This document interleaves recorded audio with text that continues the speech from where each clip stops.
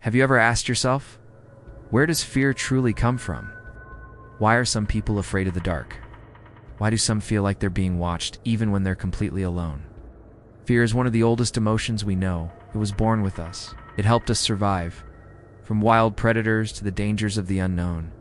But when there's no real threat, why does fear still linger deep inside us?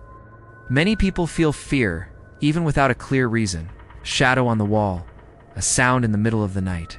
It's a sense that something or someone is near. But what's really happening? Is it just our imagination playing tricks? Or is there something more? Are we truly alone in this world? Science tells us that we perceive only a tiny fraction of the energy around us. Our eyes can't see everything. Maybe, just maybe, there are things that exist, beings, spirits, energies that are here, but beyond our senses.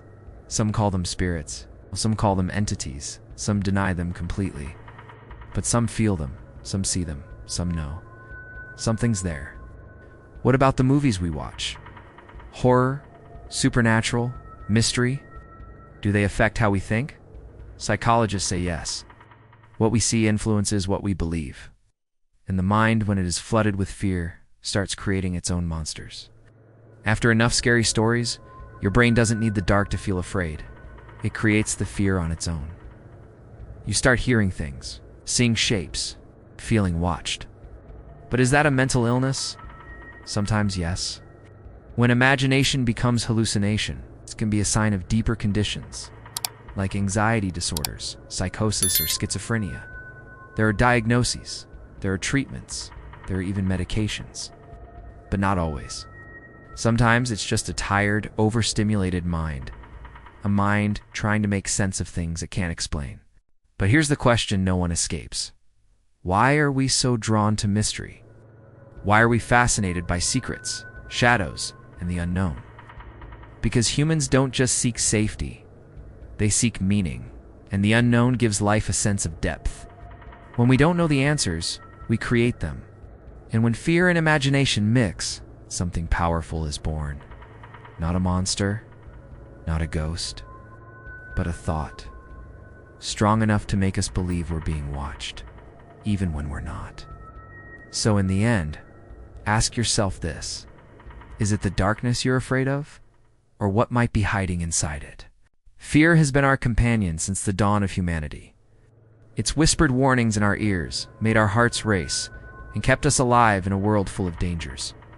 But in the safety of our modern lives, why does it persist? Why? Why do we still feel that chill down our spine when we're alone in the dark? It's not just about survival anymore. Our fears have evolved, becoming more complex, more abstract. They've taken on a life of their own, feeding on our thoughts and growing in the shadows of our minds. Think about those moments when you're alone, but you don't feel alone. That prickle on the back of your neck. The feeling of eyes watching you from an empty room. Is it just paranoia, or is there something more to it? Our world is vast and mysterious. Scientists tell us that what we can see, hear, and touch is just a fraction of what's out there. Our senses are limited, tuned to a narrow band of reality. What if there's more? What if there are entities, energies, or dimensions that exist just beyond our perception? Some people claim to sense these things. They speak of spirits, of presences, of energies that linger in old houses or abandoned places. Skeptics dismiss these ideas, but for those who experience them, they're as real as the ground beneath their feet. And then there's the power of media, stories we consume, the movies we watch.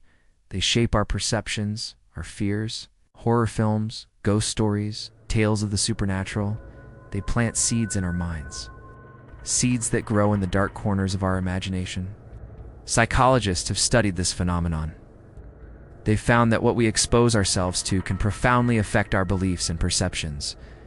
Watch enough horror movies and suddenly every creak in your house becomes a potential threat. Every shadow holds the possibility of danger. Our minds are powerful things. They can create fear where there is none. After being immersed in frightening stories, your brain becomes primed for fear. It starts to interpret innocent stimuli as threats. A branch tapping on your window becomes a ghostly hand. A trick of the light becomes a lurking figure. But when does this cross the line from normal imagination to something more serious? When does fear become a problem that needs addressing?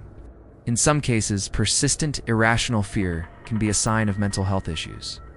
Anxiety disorders, PTSD, even certain types of psychosis can manifest as intense, uncontrollable fear. These are real conditions that require professional help and treatment. However, for many people, these fears are just the result of an overactive imagination.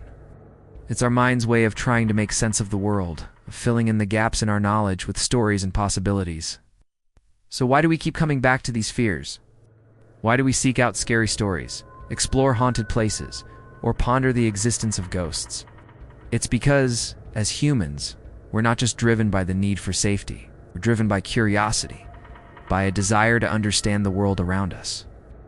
The unknown fascinates us because it holds the promise of discovery, of new knowledge, of expanding our understanding of reality. When we confront our fears, when we explore the darkness, we're not just facing our nightmares. We're pushing the boundaries of our world. We're seeking answers to the big questions. Is there more to reality than what we can see? Are we alone in the universe? What happens after we die? In the end, our fears reveal as much about ourselves as they do about the world around us. They show us where our knowledge ends and our imagination begins. They challenge us to look deeper, to question our assumptions, and to consider possibilities beyond our everyday experience. So the next time you feel that shiver of fear in the dark, ask yourself, what am I really afraid of? Is it the darkness itself? Or is it the infinite possibilities that the darkness represents? Subscribe for a mind rush.